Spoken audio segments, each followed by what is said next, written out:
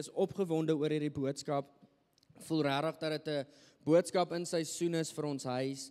En dan ook vir die wat, ek val myself nou in die rede, maar vir elkeen wat vandag vir die eerste keer die kuier, hulle wat hier is om die doop ouens te support en die toewyding ouens te support. Ek hoop julle voel welkom. Ons is bly julle kuier saam met ons. Family, ek hoop julle het hulle welkom laat voel. Maar ja, so ek is besig, ek het verlede week 'n woord bedien, ek het gesê ons het nou vir 'n rukkie lank gefokus op ons identiteit in Christus, waar is ons geposisioneer, waartoe roep hy ons, en ek het verlede week het ek genoem dat ek ervaar daar's nou so 'n bietjie van 'n transisie, in wat ek bedien, waartoe die Here my lei, en een van die goedjies waartoe ek hoofsaaklik voel hy ons nooi, is om die boodskap van die koninkryk het naby gekom, te deel. In Markus 1 vers 14 tot 15, net om dit gou te recap, het ek verlede week gedeel, Jesus kom uit die wildernis uit, vuur en vlam. Lukas 4 vers 14 dink ek sê vir ons dat hy kom vol van die krag van die Heilige Gees uit die wildernis uit. Hierdie is sy boodskap, dat hierdie is nie meer goeie advies nie, hierdie is nou 'n leefstyl wat aangebreek het. Hierdie is sy boodskap, dat Adam het geval, maar ek het oorwin, deur die woord van God. Hy kom en hy set 'n standaard. Hy sê hierdie is nie net meer speletjies nie, hierdie is nou ernstig. En sy heel eerste boodskap wat hy preek is, die koninkryk van God het naby gekom. Die koninkryk van God het naby gekom.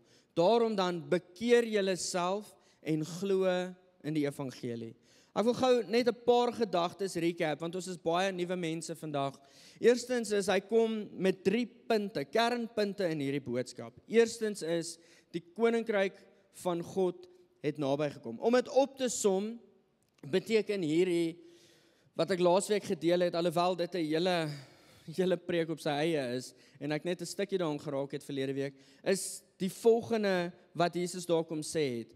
Ek hou van hoe een van die ouens na wie ek verwys het, is Perrin, dit opsom. Hy sê, Jesus het gekom om die wonderwerke in jou Dinsdag te kom sit. Nie net in jou Sondag nie. Die koninkryk van God beteken in essence, hy het gekom sodat ek en jy hom kan weerspieël en reflekteer. Die koninkryk van God het gekom sodat wonderwerke en 'n koninkryk leefstyl, oorwinnende leefstyl, nie net 'n Sondag ding is nie, maar 'n elke dag ding is. En so kan ons baie verder gesels. Ek moet net seker maak ek het al die gedagtes gedeel hierso. Die eerste gedagte is, ek het 'n stukkie gemis toe ek het gequote het. En Johannes is oorgelewer, Jesus het in Galilea gekom en die evangelie van die koninkryk van God verkondig. Een vraag wat ek vir jouself wil vra, ek het dit nie vir jou wil vra, ek het dit nie verlede week gevra nie, is die evangelie van die koninkryk van God vir jou nog goeie nuus? Evangelie is die Griekse woord euangelion. Ek is nie 'n Griekse professor nie, so as ek dit verkeerd sê, ekskuus. Anton, jy sal dalk beter weet wat dit is. Maar gedefinieerd beteken dit goeie nuus. My vraag vanoggend vir jou, family, is die boodskap van die koninkryk het naby gekom vir jou goeie nuus? Hierdie is 'n kernvertrekpunt wat ons nodig het. So wat is die koninkryk van God? Romeine 14 vers 17 sê Paulus, hy sê, dis nie materialistiese goed nie, dis nie drank nie, dis nie kos nie, dis geregtigheid, vrede en vreugde in die Heilige Gees. En dan het hy gekom en hy het gesê, bekeer jouself. Die evangelie van die koninkryk het gekom, bekeer jouself. Romeine 10 vers 2 dink ek het hierso kyk, 12 vers 2, sê, moet dan daarom nie gelykvormig word aan hierdie wêreld nie, maar word getransformeer deur 'n nuwe mindset te dra. Word 'n nuwe persoon, verander jou gedagtes. Dis die Griekse woord daarso metanoia of metanoou, is daarso wat beteken verander jou gedagtes. Jesus stap op die prentjie. Ek praat baie vinnig, want hierdie is 'n recap. Jesus stap op die prentjie en hy sê, glo dat hier's goeie nuus op pad, maar jy gaan 'n nuwe mindset moet dra. Verander jou gedagtes. En dan derdens sê hy, glo in die goeie nuus. Vandag wil ek vir jou sê, ek spring myself voor, maar Dietrich Bonhoeffer sê die volgende, hy sê, jou redding is verniet. Ons het daarop gefokus, waar is ek en jy geposisioneer? Wat het Christus vir ons gemoontlik gemaak in Efesiërs? Jou redding is verniet, maar disippelskap gaan jou lewe kos. En hierdie is waantoe vir ons om die koninkryk van God uit te leef, wil ek vandag as 'n vertrekpunt met jou deel, family, dit gaan jou lewe kos. En ek gaan nou verder skrif deel, en ek weet, dis sommer van die begin af nou baie ernstig. Kom ek lees gou hierso. Waarom is hierdie vir my en jou belangrik? Die koninkryk van God. Want hierdie boodskap is nie net goeie advies en 'n great story nie.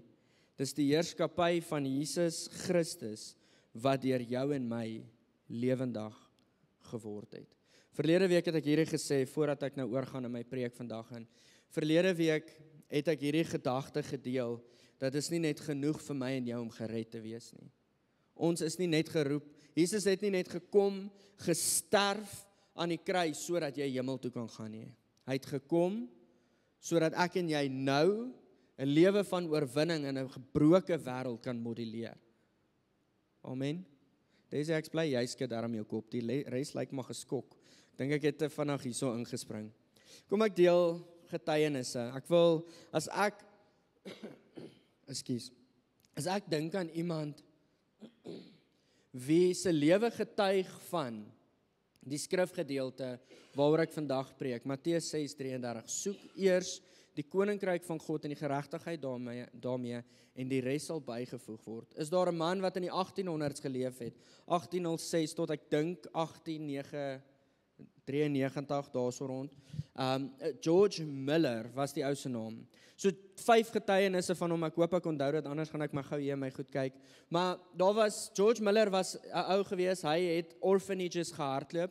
Hy het in sy lewe 10,000 orphans onder hom gehad en 120,000 kinders geleer. Dis nou deur sy lewe wat hy geleef het. George Miller het nie vir een oomblik, hy het nie hierdie oortuiging gehad nie, hy het nie gevra vir geld nie. Al het hy hierdie orphanages gehad, op 'n kol het hy 5 gehardloop, hy het nie een keer in sy lewe gevra vir geld nie. Hierdie was sy model gewees. Hy het die kinders bymekaar geroep in hulle eetsaal, dan was daar niks gewees nie, daar was nie kos nie, daar was nie iets om te drink nie, daar was niks nie. Hy het hulle saamgeroep en hy het vir hulle gesê ons gaan bid. Hulle het dan saam gebid en vir die Here gesê dankie vir die kos wat hy gaan voorsien. En op daardie oomblik, na die amen, is daar 'n klop aan die deur van 'n bakker wat oopmaak en vir hom sê die Here het hom in die oggendure wakker gemaak en vir hom gesê hy moet begin brood bak want hy moet dit hiernatoe bring. En hulle almal celebrate want hulle het nou net die Here dankie gesê hiervoor. En dan net sodra hulle begin sit en gemaklik word, het dit keer op keer gebeur dat daar weer 'n klop is aan die deur. Dan het die local milkery, wat is dit? Die melkery, die plaaslike melkery, sy karretjie daar verbygekom en dan het die voertuig gebreek. En in plaas daarvan, en die Here laat nie goed breek nie, alles werk ten goeie mee. En in plaas daarvan dat hulle die melk wil laat afgaan, het hulle alles net so vir die orphanage gegee. Dit gebeur soos voor die orphanage. Net so het hulle daai melk vir die orphanage gegee. En hulle skryf keer op keer het ietsie soos hierdie gebeur. George Miller maak die stelling, hy sê partykeer gee die Here vir ons brood en partykeer gee hy vir ons jam saam met ons brood. Maar keer op keer was hulle dankbaar gewees. Verder was daar gevalle gewees, ek het nou die res vergeet, maar kom ek gaan gou hierso. Daar was gevalle gewees waar winter aangebreek het en al die kinders se skoene vodde was en hulle nuwe skoene gekort het. Dan het hulle almal bymekaar geroep en hulle die Here dankie gesê. Here dankie vir hierdie blessing wat inkom. Paar dae later sal daar presies genoeg skoene inkom vir elke kind in hulle huis. Hy het nie 'n oomblik het hy gevra vir 'n skenking nie. Hy het absoluut die Here vertrou. Verder, ek gaan sommer vinniger begin gaan. Daar was keer op keer rekeninge. Ek meen, julle kan dink wat kos dit. Ek het nou die dag genoem toe dit Goeie Vrydag was. Ek dink Care Village se kostes is R120,000 'n maand. Julle, dit is nie verniet om 'n orphanage oop te hou nie. En keer op keer dan sal daar rekeninge wees wat betaal moet word. En al wat hy sal doen is Here, dankie dat U my help om hierdie rekeninge te betaal. En hy sê hulle getuig dat tot op die sent die regte bedrag ingekom, soos 'n dag of 2 later. Verder, laaste 2 getuienisse van sy lewe. In die journey wat hy nog orphanages gebou het, nog plekkies gebou het hy ook nooit vir geld gevra nie. Maar keer op keer, net sodra hulle begin met 'n nuwe projek, in 'n kwessie van 3 maande of 4 maande het hulle die hele projek se finansies gehad sonder dat hy 'n sent gevra het. Hierdie het begin oorspoel na die kinders wie hy geleer het. En een van die dogtertjies, daar's 'n getuienis van haar, een van die dogtertjies het 'n diep begeerte gehad vir 'n splinter nuwe jas. En sy was soos of nie 'n splinter nuwe jas nie, 'n nuwe jas. So sy het nie 'n jas gehad nie en dit was koud geweest. En sy vra toe vir die Here, kan sy hierdie kry en sy begin vir die Here dankie sê. In 'n kwessie van 'n paar dae na dit kom iemand laai klere daar af. Dis presies haar size, presies waarvoor sy die Here gevra het. Okay, hoekom deel ek hierdie getuienisse? Daar's 'n skrifgedeelte wat ons almal baie goed ken in die woord en ek wil jou vra om jou Bybel daar oop te maak. Matteus 6 vers 33. Ek glo 80% van ons hierso kan hierdie skrif quote. Maar kom ons maak maar ons Bybels oop, dalk maak ons quote ons 'n komma verkeerd of iets.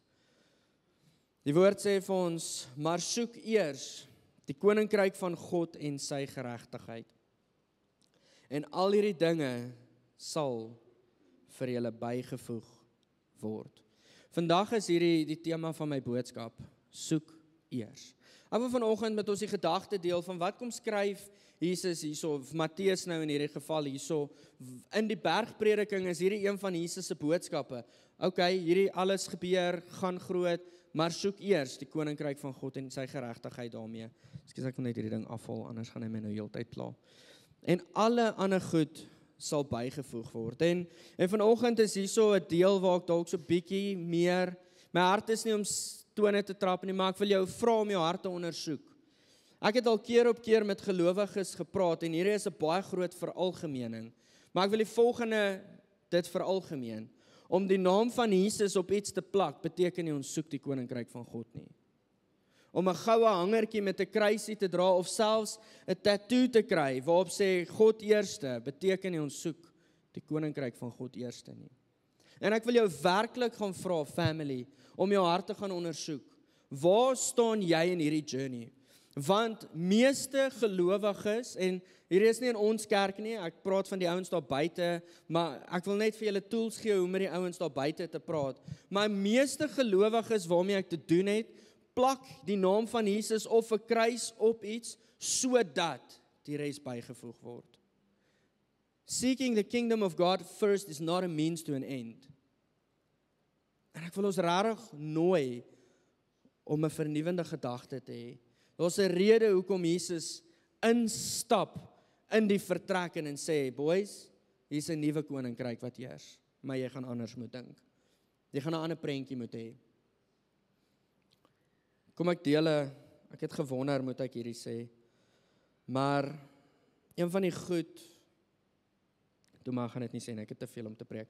Wil jy vra Lukas 14, sal jy jou Bybel daartoe vat?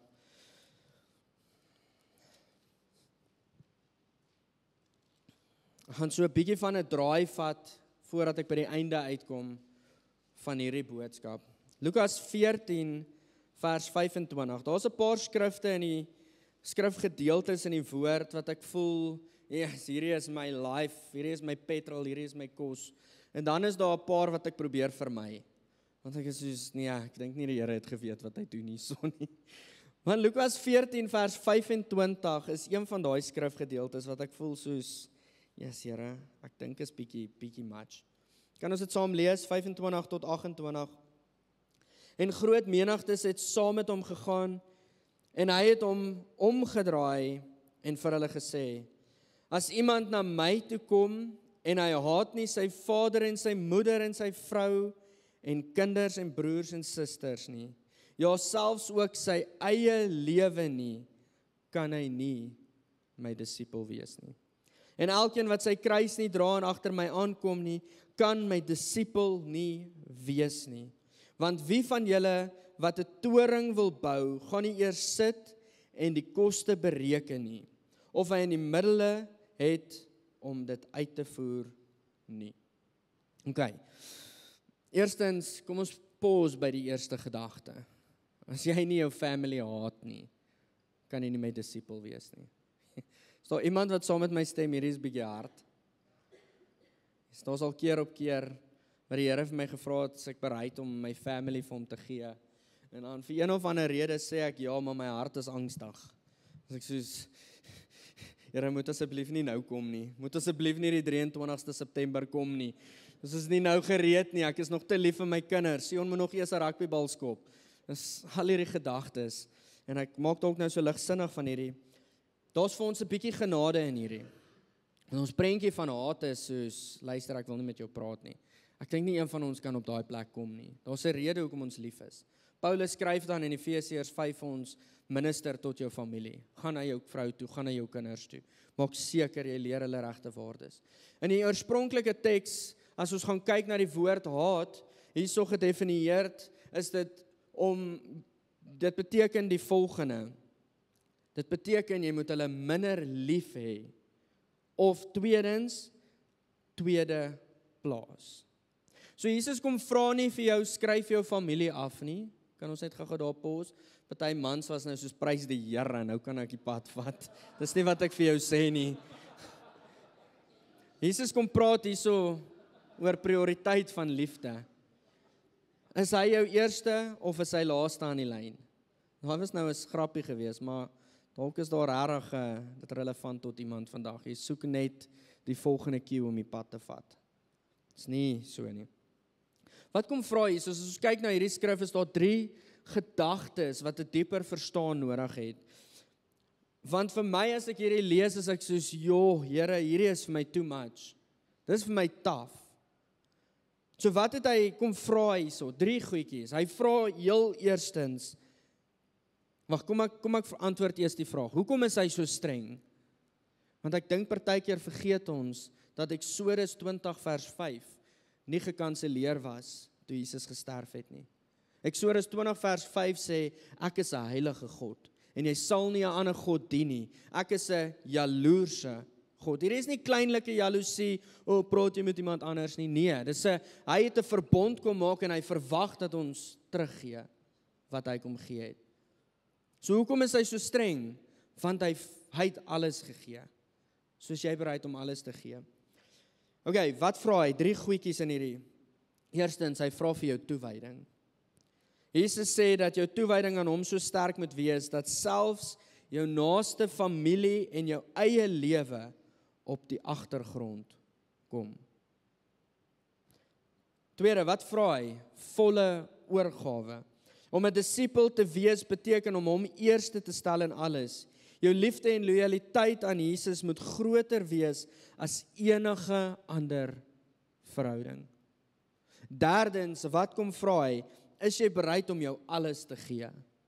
En hierdie kan ek nou vandag vir jou vra en jy kan vir my jou kop skud en sê, ja, ek het klaar my alles gegee. Net jy kan voor die Here staan en verklaar, is my hart werklik los of nie? Dit beteken nie dat jy letterlik jou familie moet haat nie, maar dat jy bereid moet wees om alles los te laat wat jou van Jesus af weghou. Terwyl ek hierdie skryf, kom daar so heiligheid oor my. En die vraag wat by my opkom is, soos wanneer het ons hierdie woord so verdraai dat dit oor ons begin gaan het? Ek meen, al hierdie goed het ons so getwist, sodat ek benefit kan kry hieruit. Maar Jesus ken my hart. Presies, dis hoekom hy vir jou gesterf het.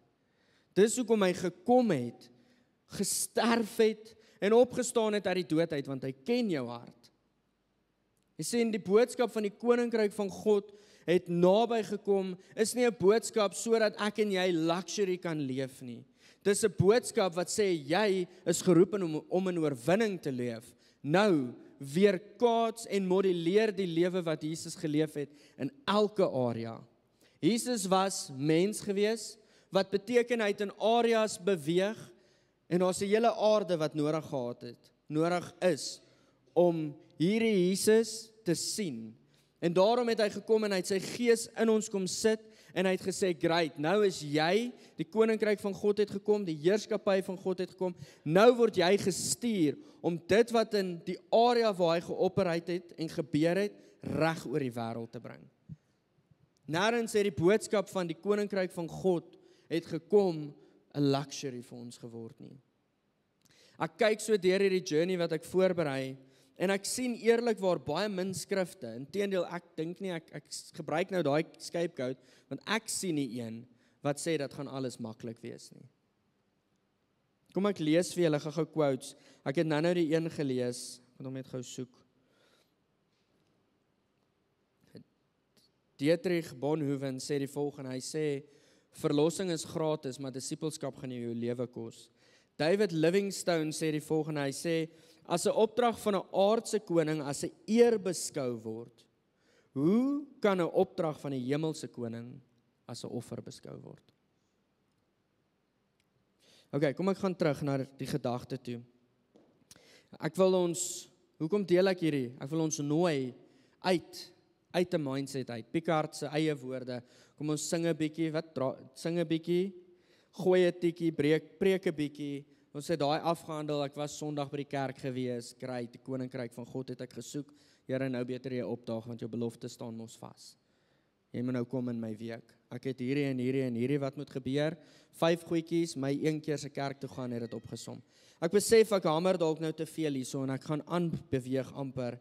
Maar ek wil jou sê, wees versigtig dat jou manier van koninkryk soek nie 'n openbaring van die las in jou hart dra nie. Wees versigtig dat jou manier van, Here, ek soek mos die koninkryk, nie 'n openbaring is van die grand karre en die fancy huise wat jy soek nie. He didn't come to bring you that luxury necessarily.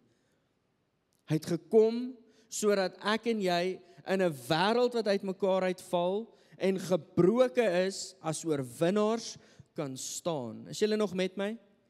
Ek gaan nou begin vriendeliker raak. Amper, nog een skrifgedeelte. Lukas 9, kom ons blaai so 'n paar blaaie terug. Lukas 9 vers 57 tot 62. Hierdie is 'n ander skrifgedeelte wat ek in my gap jaar vir die eerste keer gehoor het. Iemand het oor hom gepreek. Die ou se naam is Daniel Kalenda. Hy hardloop Every Home for Christ op hierdie oomblik. Ek dink is Every Home for Christ. Hy is die leier daarvan. En hy het hierdie preek gepreek uit hierdie uit. En hierdie gedeelte is net so shocking gedeelte. Kom ons lees dit saam. Lukas 9 vanaf vers 57. En terwyl hulle op reis was, sê iemand op die pad vir hom, Here, ek sal U volg waar ook al U mag gaan. Toe sê Jesus vir hom, die jakkalse het gate en die voëls van die hemel het neste, maar die seun van die mens het geen plek waar hy sy hoof kan neerlê nie. En hy sê aan 'n ander, volg my, maar hy antwoord, Here, laat my toe om eers my vader te begrawe. En Jesus sê vir hom, laat die dooies hulle eie dooies begrawe, maar gaan jy en verkondig die koninkryk van God. En 'n ander een het gesê, Here, ek sal U volg, maar laat my eers toe om afskeid te neem van die wat by die huis is. En Jesus antwoord hom, niemand wat sy hand aan die ploeg sit en slaan en agtertoe kyk is geskik vir die koninkryk van God nie. Stem julle saam, hierdie is taaf om te hoor. Vir my is hierdie soos, Here, hoekom het jy dit so moeilik gemaak? Nêrens het dit gesê dit gaan maklik wees nie. Ek wil vanoggend vir jou om verskoning vra as jy in die koninkryk van God gelok is deur iemand wat vir jou sê alles gaan verbeter. Alles gaan net makliker word. En ek wil nie 'n doemprofeet wees nie, maar vanoggend wil ek vir jou sê dit gaan jou lewe kos. As jy nie okay is daarmee om net in die hemel te kom nie, maar wil leef tot die openbaring wat hy deur jou wil bring, gaan dit jou lewe kos. En hierdie is vanoggend die mindset vernuwing waartoe ek jou wil nooi. Dit gaan nooit maklik wees nie, maar dit gaan die moeite werd wees. Absolutely, time and time again, gaan dit die moeite werd wees. So wat kom sê Jesus hierso? Daar's 3 spesifieke gedeeltes. Die eerste ou sê, Here, ek sal U volg. En hy reageer deur te sê, okay, is jy bereid om my te volg? Hier is nou my woorde. Is jy bereid om my te volg as ek vir jou sê, daar's niks luxuries nie. Die jakkals het gate, die voëls het nesies. Ek het nie 'n plek om my nes te lê, my kop neer te lê nie. Sal jy hom nog volg? Jy sien, hier is die vraag wat ons onsself moet vra. Is ons bereid om na hierdie te kyk as no compromise? Here, as ek U volg, no compromise. Lewe is taaf. Ek het gehoop jy het vir my hierso 'n dak op my kop, een dak oor my kop gegee, of 'n broodjie versien want ek is honger.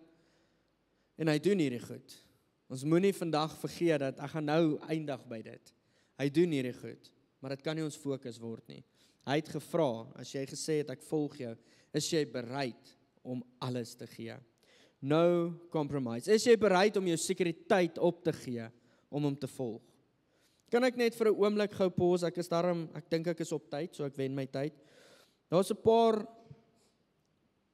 jong mense in hierdie vertrek, wat ek vanoggend, ek gaan hulle nie op hulle naam noem nie, maar wat ek vanoggend wil honor, vir die feit dat hulle gee sekuriteit op, want God het gepraat.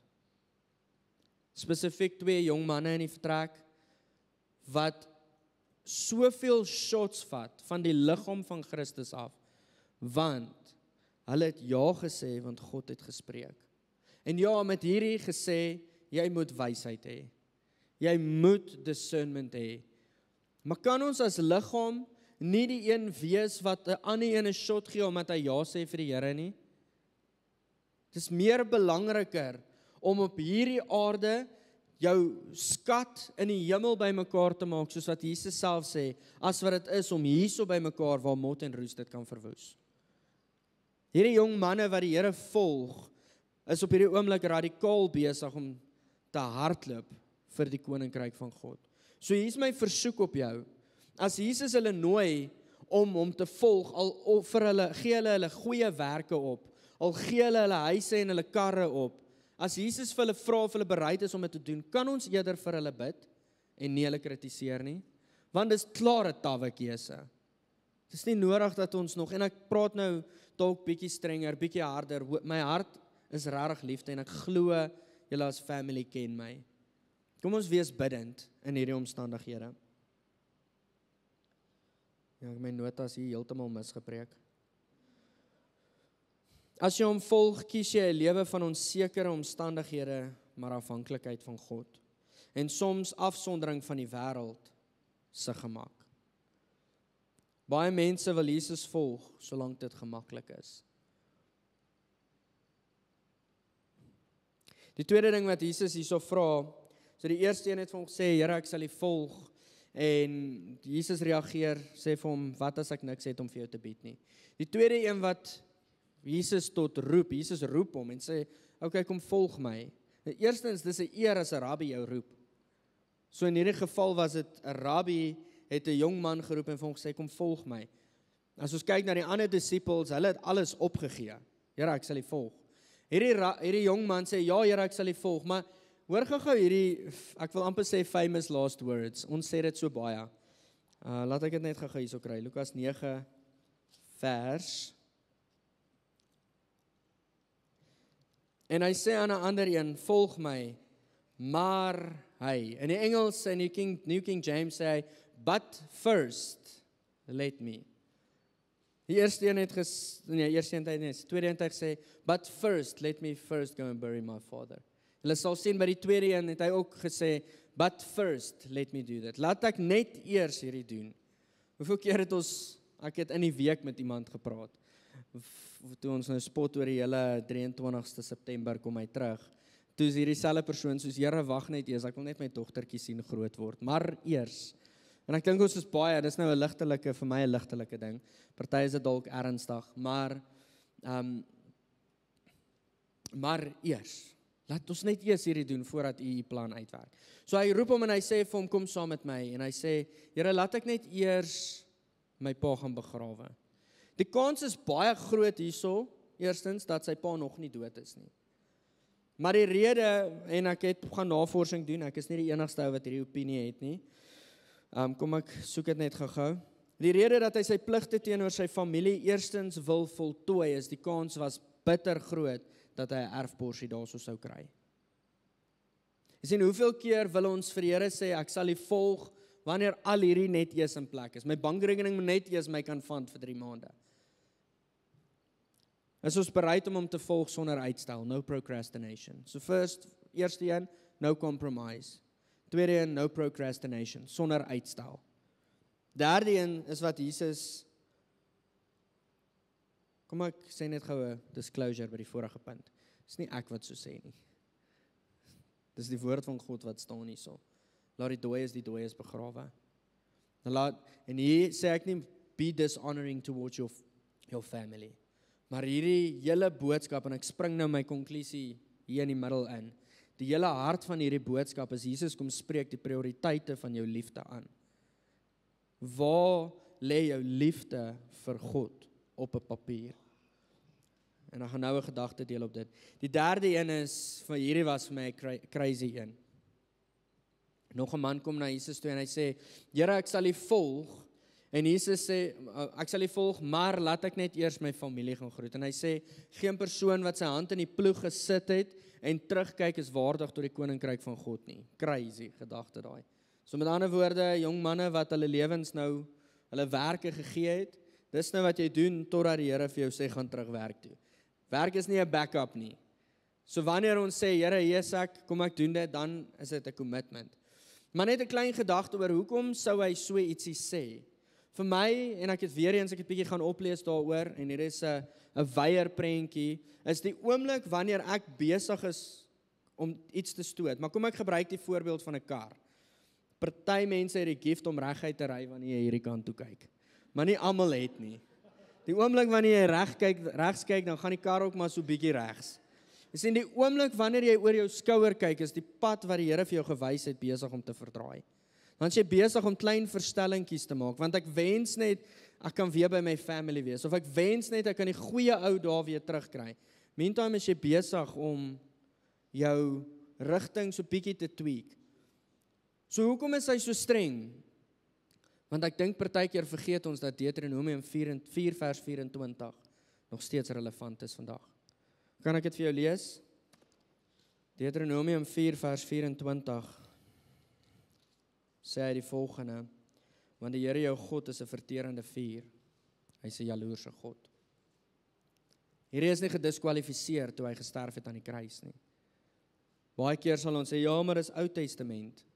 Dis Ou Testament. Ons Here is 'n jaloerse God. Partykeer vergeet ons dat wanneer hy vra vir eerste plek, wil hy dit hê. Dis nie goeie advies nie. Dis sy begeerte. Hoekom is hy so ernstig? Want hy ken jou hart. En hy weet dat as jy nie accountable gehou word of hoor geroep word nie, is daar baie bedrog in ons harte. Famous words wat ons op die tafel sit, ja, maar die Here ken jou hart. Dis juis. Hoekom is hy so ernstig? Want die oes is ryp en die arbeiders is min. Terwyl ek hier voorberei, ek is amper klaar julle, en dit gaan amper makliker word. Terwyl ek hierdie voorberei, sien ek al vir die eenvoudige prentjie, dat die boodskap van genade is so prominent en so goedkoop, dat die werkers wat geroep is om werk te doen, sit op die stoep en rus. Ons het ja gesê, Here, ek sal my hand in die ploeg sit, maar daar's genade en U ken my hart, so ek kan op die stoep gaan sit. En nou het TikTok bygekom, as jy weer kyk, jy 4 ure later besig, en die oes is nog steeds ryp. Hoekom is hy so streng? Want ons God is 'n jaloerse God. Hoe meer ek in hierdie delf, hoe meer besef ek, hoekom het hy gesê, verander jou gedagtes. Want ons puny minds, ons wêreldse minds, kan nie hierdie begryp nie. En hierdie is vandag, hoekom ek hierdie met jou deel.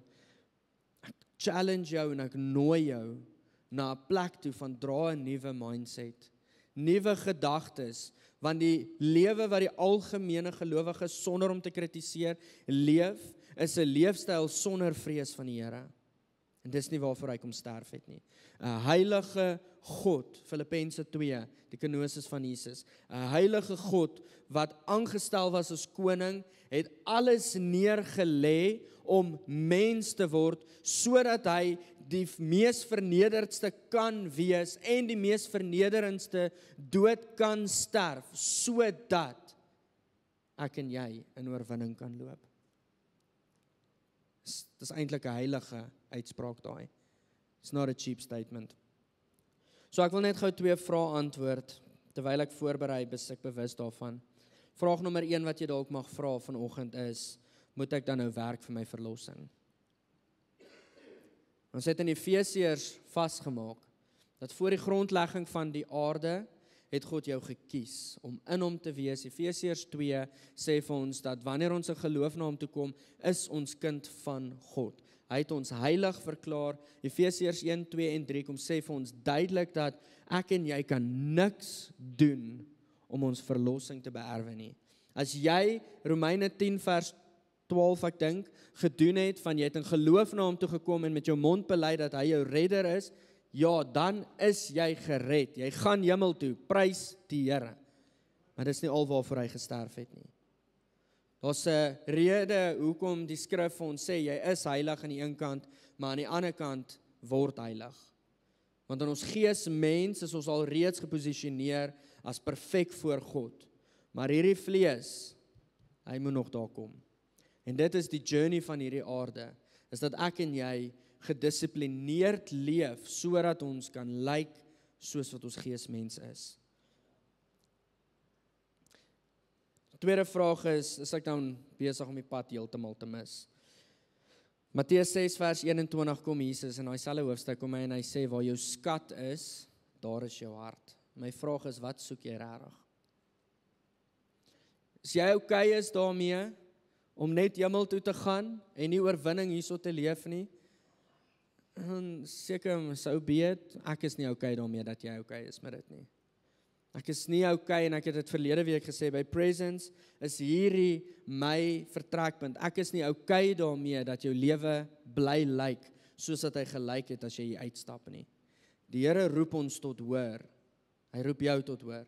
Is julle nog met my?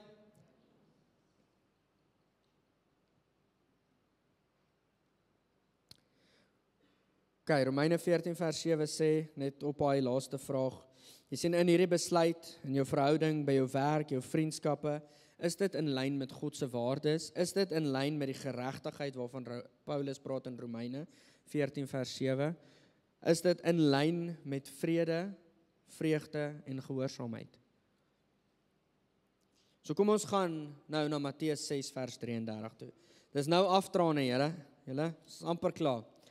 Matteus 6 vers 33, maar soek eers die koninkryk van God en sy geregtigheid en al hierdie dinge sal bygevoeg word. 5 woorde wat ek by wil stil staan in hierdie skrifgedeelte. Nommer 1 is soek. Die Griekse woord soek is zetaitai, wat beteken 'n voortdurende, intense soek, om agter iets aan te jag. Ekskuus, ek wou nou sê hardloop. Om agter iets aan te gaan soos in 'n jagveld. Dis beste gedefinieer. In 'n jagveld is bitter selde dat die bokke net voor jou kom staan en jy hom skiet. Jy moet maar 'n bietjie bekruip en partykeer skrik julle vir mekaar. Ons het een keer 'n rooibok gaan soek en toe ek om die boom stap, toe staan daar 'n kudu. En ons albei het baie groot geskrik. Hy het hoër gespring as ek. Maar ons albei het baie groot geskrik. Maar Matteus 13 vers 44 tot 46 is daar 'n gedeelte wat Jesus kom deel van 'n skat vind in 'n veld. Wanneer jy 'n skat gevind het in 'n veld, verkoop jy alles sodat jy daai veld kan koop, sodat jy daai skat kan behou. So wat vra Jesus hier? Hy sê soek. Dis 'n voortdurende, aanhoudende jag. Jy's besig om hier konstant agter hierdie bok aan te loop, net om dit te verduidelik. Ek weet almal is nie jagters nie, ekskuus. Dan soek eers. Die tweede woord is eers. Die Griekse woord is proton, wat beteken hier, of wat gedefinieerd is, nie noodwendig 'n kronologiese eerste nie, maar 'n supreme. Kom ek verduidelik verder. Jesus wil nie nommer 1 op jou lysie wees nie, hy wil die papier wees waarop jou lysie is. Want hier's die komplikasie van om eerste te sit. As eerste afgehandel is, dan gaan jy aan met nommer 2, 3 en 4. Dan is nommer 1 vergete en verlate. Here, ek het vanoggend 5 uur opgestaan, ek het baie tyd spandeer, lekker gebid, 4 getale bid sessie, nou gaan ons aan, jy moet nou maar vergeet, sien jou môre weer.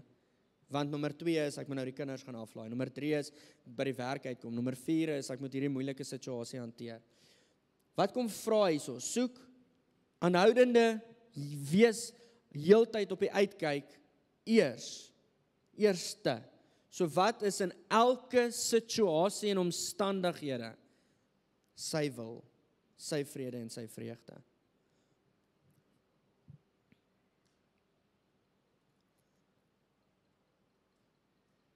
So prakties, as ek enige besluit moet maak, vra jouself eenvoudig die vraag af: hoe is ek besig om vrede, vreugde en sy karakter uit te beeld?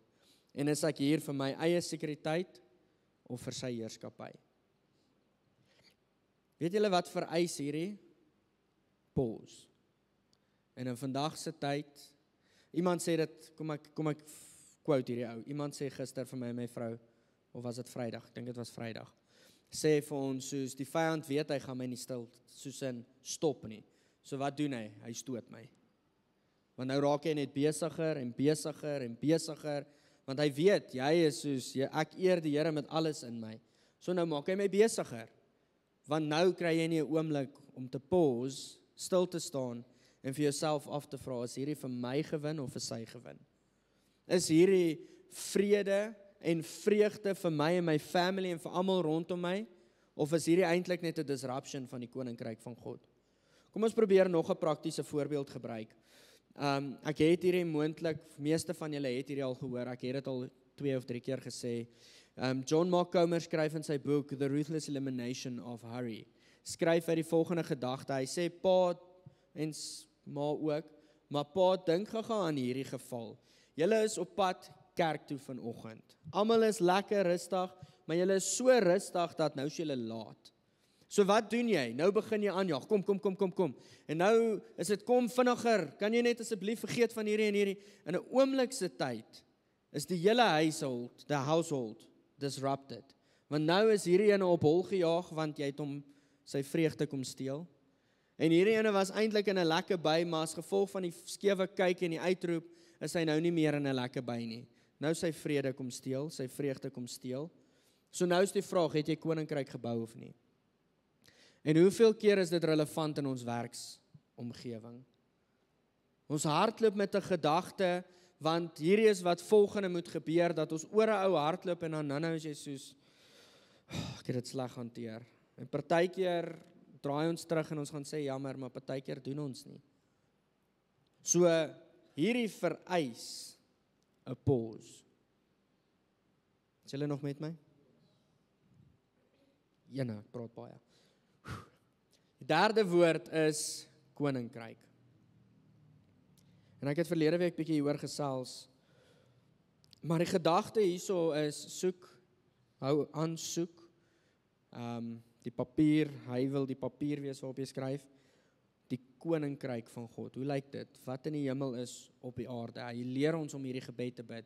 Soos wat dit is in die hemel, laat dit wees op aarde.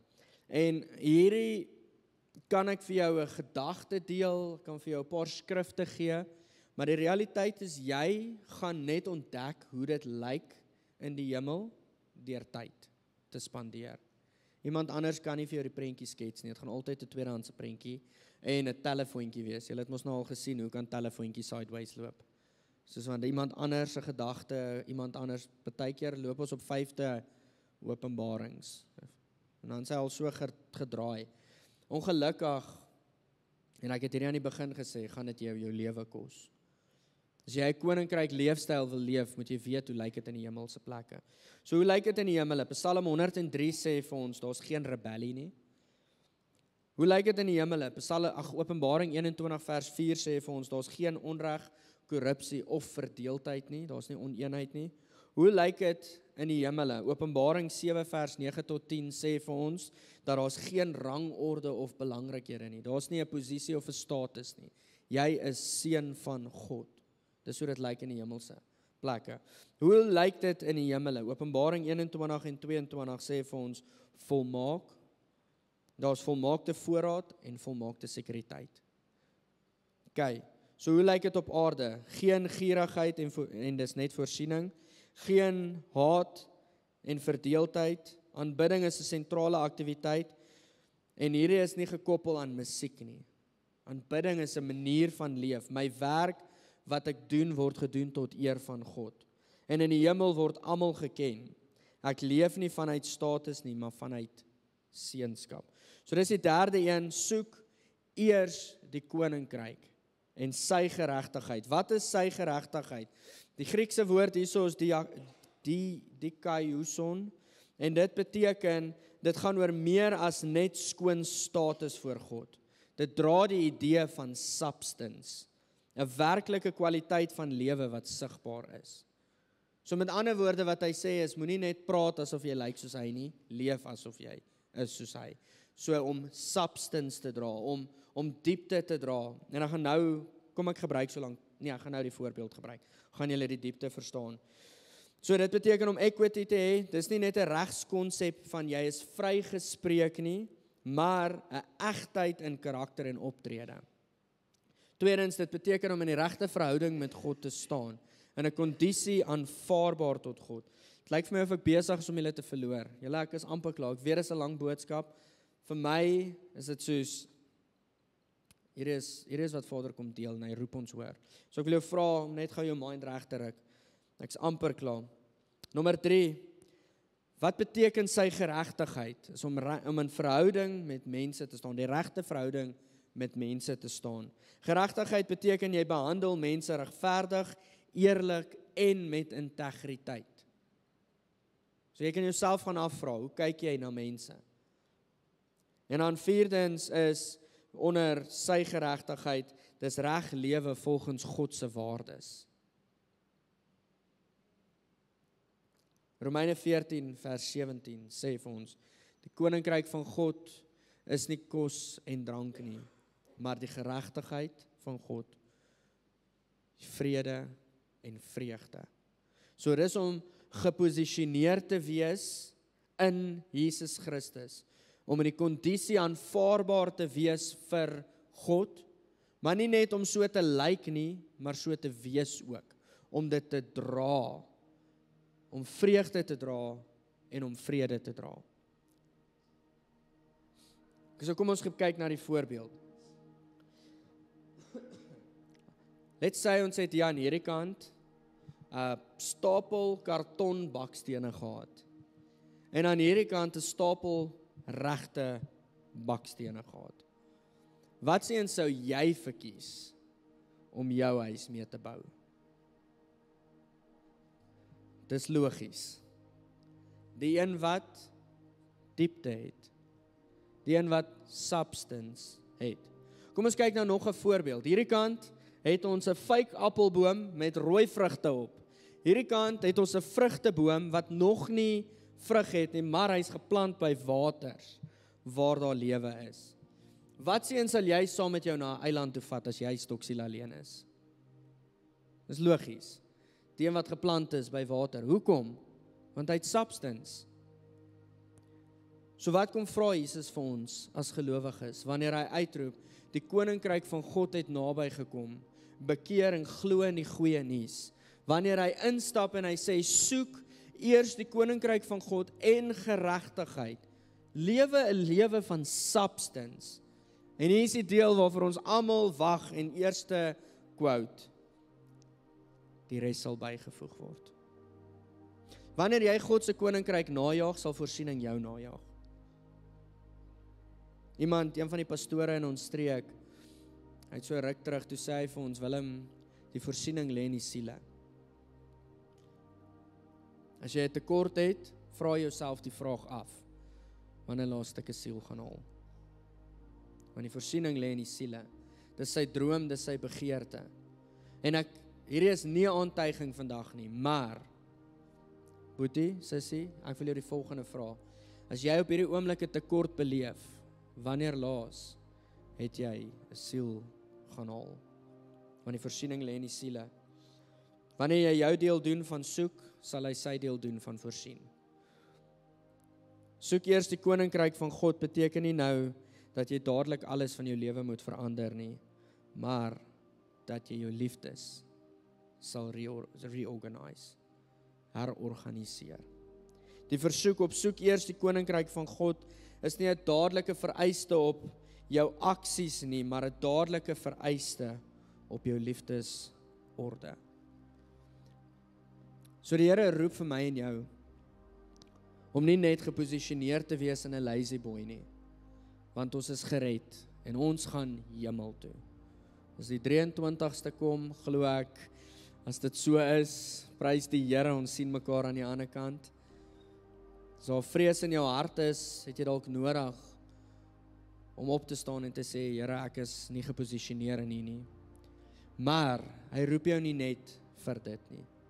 Hy roep jou om 'n lewe te leef vol vreugde. Hy roep jou om 'n lewe te leef vol vrede. En hy roep jou om 'n lewe te leef met substance. So laaste vraag en dan gaan ek oorgaan na die doop toe. Sou jy jouself beskou, as ons nou kyk na die baksteen gedagte, sou jy jouself beskou as 'n baksteen wat 'n baksteen is of 'n karton baksteen in iemand anders se lewe? Net jy kan daai vraag antwoord. So Here, dankie vir hierdie huis. Dankie vir hierdie geleentheid vanoggend om die woord te kon deel. Here, en ek wil werklik om vra dat hierdie nie net 'n goeie advies en 'n goeie gedagte sal wees nie. Ek wil vra dat ons lewens getransformeerd sal wees, soos wat Paulus skryf in Romeine 10. Therefore do not be conformed to this world. Here, ek bid hierdie oor ons family, mag hulle nie gekonform word tot hierdie wêreld nie, maar getransformeer word. Here, gee ons die vermoë vandag om ons gedagtes te vernuwe.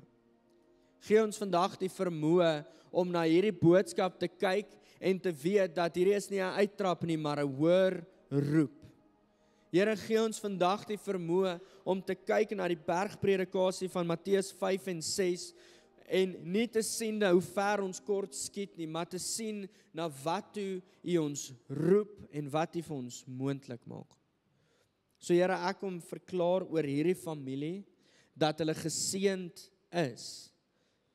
Ek bid dat elkeen in hulle besigheidswêreld, waar die wat besighede het, die wat by companies werk en selfs die wat besighede moet begin. Here, bid ek in die naam van Jesus dat hulle suksesvol sal wees, want ons is oorwinnaars deur Christus wat vir ons die krag gee. Here, ek bid vir elke man van die huishouding, ek bid in die naam van Jesus Christus dat hulle in oorwinning sal loop. Dankie vir die goedheid, Here. Dankie vir die genade. In Jesus naam. Amen.